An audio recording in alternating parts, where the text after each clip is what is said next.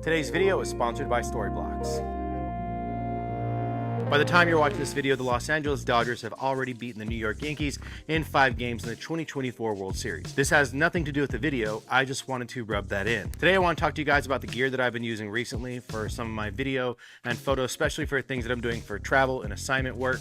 A new bag that I got, as well as talk to you about some changes that I made and why I made them in efforts to probably help you not only just downsize some of the gear that you have, making it easier for you to move around your daily life, but also give you a few more options that are in a more budget range than what maybe is the status quo for your regular budget cameras in certain formats and in certain builds. Today the lighting is with a SMALLRIG RC60 lamp, and of course it has a nice soft fusion on it, and I have a 12 by 12 acrylic mirror over here with some gaff tape on it to give some texture back here, and yeah, a warm RC60 that is pointing this direction and blasting and making it look like I have some nice warm light coming in. Over the next few months, I'm going to be doing a lot of travel, whether it is to see family or to various national parks, job assignments here in Texas, whatever it is. I wanted a bag that I could take with me that needed to have space for this small gear that I had and extra pockets to be able to hide some things like film or my wife's phone or a Kindle or something.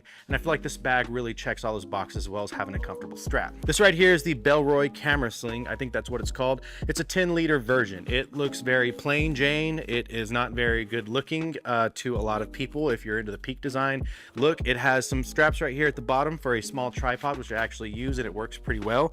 But more importantly, it has enough space for quite a few things. In this, I have chosen to go with some cameras that are specifically chosen because they're small, they're easier to reload, and more importantly, I'm trying to save weight over everything else. Before I talk about the camera that I'm most excited about to take with me, I have to talk about a camera that I've been in love with and been using for the past few months that has kind of been my end-all be-all whenever it comes to medium format film cameras, and it's this right here. It's this Kawa 6. This Kawa 6 is amazing. I've been able to take it apart because it's easy to take apart to be able to service the lens. I got rid of some fungus in it. I was able to clean everything up, lube it, and it's running fantastic. And it's just a nice 6x6 camera. Doesn't have a back on it, which I like because it keeps it small. The lens is amazing, very, very sharp, 80mm f2.8, which comes out to, or 85 f2.8, which I believe comes out to around a 40mm or something or the other, 45mm focal length. It's just a really good camera, and I for one love 6x6. I love square format. I think it's fantastic, and it's just something that I absolutely have been enjoying. So whenever I'm deciding to go on these trips or deciding to do this work, I wanted a camera that gave me that 6x6 square format, but that was going to be small. And I found a camera that I felt like is going to suit my needs even more because of size and because of the fact that I'm still getting that 6x6 negative with a great lens.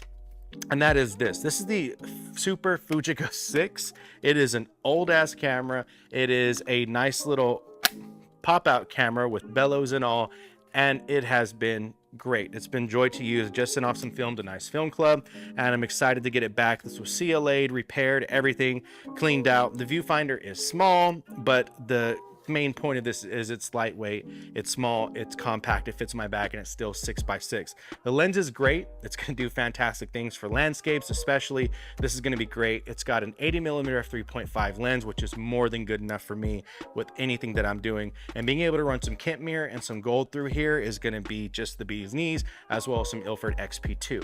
It's a little bit of a quirky camera. It's just something I couldn't pass up. There's a whole bunch of cameras that you'll see online with this badge. There's a couple different versions, and this one right here that I got was in a really, really good condition. CLA'd, fixed up, everything, bellows are nice and clean, and I got this for $178 after tax and shipping on eBay because I had it in my wish cart or whatever it is, and they went ahead and gave me a discount.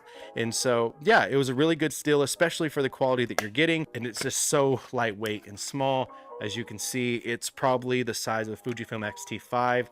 That's pretty badass to me. And I was thinking whenever it came to these trips, this is a great opportunity for me to spend time with the RF645 and just take it out and about, but I just never fell in love with the camera. It was great. The lens is fantastic. It's sharp. It's accurate as hell whenever it comes to metering, whether in program mode, whether it's an aperture priority. It's a great camera, but it just wasn't ringing or checking all the boxes for me. And it, sometimes felt me wanting more. So I actually have someone that I am trading with for a little while because I wanted another smaller camera in 35mm that I could take with me. So we're doing a temporary trade, see how we like things. But more importantly, I just wanted a small camera to take on these trips. And that camera is actually going to be a Leica M2, not your world famous Leica M3. It's definitely not an M6 or an MP, but a Leica M2, and all the quirks and all the things, without the quick loading, without the automatic frame counter situation, without the winding little crank right here. This is a badass camera. It's fantastic. And at the end of the day, whenever it comes to film cameras, it matters two things: what kind of glass you have on front and how you like to focus. I like to rangefinder focus for 35mm, and I've paired it with this Light Lens Lab 50mm f2 Elcan, and this lens is fantastic. It's sharp, it's great, colors are amazing. This is going to be great for whenever I'm up in mountain ranges, whether in Colorado or within Washington State. One of the things that's always been troublesome for me whenever it comes to finishing off a project has been running out of time or running out of light in order to get the B-roll that you need to make your video more cohesive. Whether it's dialogue running too long, blocking issues, or even just weather, there are so many things that could prohibit you from having fantastic, great B-roll to make your video go up another notch. But thanks to today's video sponsor, Storyblocks, that's no longer an issue. Storyblocks has everything you need to create high quality video in one place. With over 1 million 4K or HD footage, templates, music, sound effects, images, and more. And that's right, Storyblocks is no longer just video. You can get amazing licensed music or make your video stand out and save yourself hours with amazing motion graphics already pre-built and ready for you to use in DaVinci Resolve, Final Cut Pro, or whatever editor you choose. Storyblocks offers unlimited downloads of diverse and high quality media for one predictable subscription cost. So say goodbye to expensive pay-per-clip pricing. Thank you to Storyblocks for sponsoring this video, and if you would like to start today downloading these amazing unlimited digital assets for one clear-cut price, you can go to storyblocks.com/D, or you can check the link in the bio. It's just a really, really good feeling. Leica cameras, I like them in certain purposes, and for travel and for having to carry gear and hike up places, this is a great camera to have. I could have gotten a Nikon. Nikons are heavier, as well as the lens stick out more. I wanted something that's going to be smaller. I could have also gone with a point and shoot like I have right here with this Olympus, but the good thing about this is my everyday point and shoot. It's an Olympus Muse Zoom. And it's great. It goes from 35 to, I believe, 75mm. And I could have gone with this only, but the great thing is now I can go with both. I can have something in here, especially with a flash for whenever we're out and about late at night, going to dinner. This can be a family cam, and this can be specifically for landscapes and things that I want to try out and frame out, and some documentary stuff, and then leave all of the important landscapes with the important film and taking the time to set up with a tripod and everything for the Fujica 6. So this plays a very important role. And for work, I shoot a lot of black and white whenever it comes to some documentary assignments that I have. This is going to be great for that. It's 50mm, line it up, take the photos, able to quickly develop, get it back to me. Shooting Ilford XP2, everyone develops C41. Ilford XP2 is a C41 black and white film that I think is better than your HP5 push 2 stop, so that's another conversation. But yeah, this camera right here is great. It's fantastic. I've been enjoying using it. I don't own Leicas anymore, strictly because I kind of just wasn't, into the process of using a Leica, but this is kind of bringing me back, especially for the use cases that I get to have with this. It's just, chef's kiss kind of a deal. Now, for those of y'all that are familiar with like Blackmagic, pocket cinema camera, the original, the OG, the one that shot 1080p, I had used that camera for a little bit, and I love the images that came out of that camera. It looked natural. The colors were so vibrant, and it was a Super 16-ish camera, digital version that I feel like a lot of people are still loving, and even more people are coming back to. So whenever I was looking for a camera, I wanted something small, and I had originally looked that direction. The only issue is that I didn't want to pay $700, $800 for a camera that's a couple decades old, or at least 10 years. And I wanted a camera that I could honestly cross over and use in more of my professional work. A lot of the commercial work that I'm getting now is having me have to sit and line up with raw camera, raw Komodo, and things like that. And so I didn't want to have to purchase an external monitor to be able to get raw footage. I wanted something that might be able to do it internally.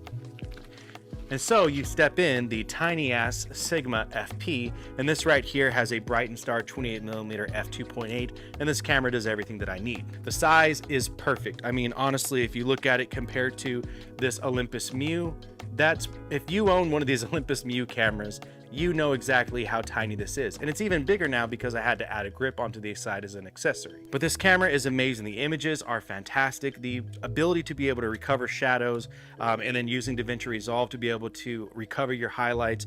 It's not just amazing because of that dynamic range. It's the fact that I have all of the information in the color in those areas, and I'm still able to work on detail and such in those areas. It is just an all-around great camera. It's small. Again, it's compact. It's so well built. It feels good in the hand, even for my big hands. There's a point where cameras are just small enough or just large enough for me, and in between sizes are what jacks me up. But this is tiny enough to where it's so easy to hold that I can put my hand up here, do a little thumb grip like this, and now that I've added this flip up screen due to a Dark Power Labs mod, I'm able to get so much more with it. I've been pairing it with this 28mm f2.8 from Bright & Star's little pancake in-mount lens because it just makes it that much smaller and that much more sleek.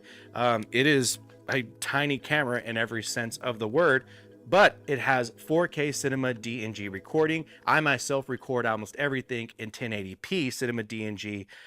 This is 12-bit RAW, and I'm able to upscale that in DaVinci Resolve very easily. Amazing. I can't really explain how great this camera is. Being able to have this size, to be able to fit in this backpack to where there's still extra space for me to hold things like batteries, extra film, a Kindle, cell phones, snacks, whatever I need to hold in here, has been the biggest part of what's made this bag work for me, and more than anything has made the purchase of this camera fantastic. I'm able to rig this up in so many different ways to be able to do different commercial shoots. I've been able to use this digitally for stills, which it is a fantastic stills camera as well. The sensor in this camera, I believe that, you know, sensor color science is just a whole bunch of hogwash and hoopla, as the kids say, but I gotta admit, the straight out of camera images out of this are pretty cool, especially with some of the film LUTs that they have on here. I just think they did a really good job with the camera. Every time I think about getting rid of this, I can't get rid of this because of how damn good the camera is. Oh yeah, I got this thing for about $800, and that's a pretty good steal for me. But I really like the gear that I'm using right now, and I can't wait to talk to you about it and show you the results at a later date. With all that being said, remember to take it light, but take it, and have a good one.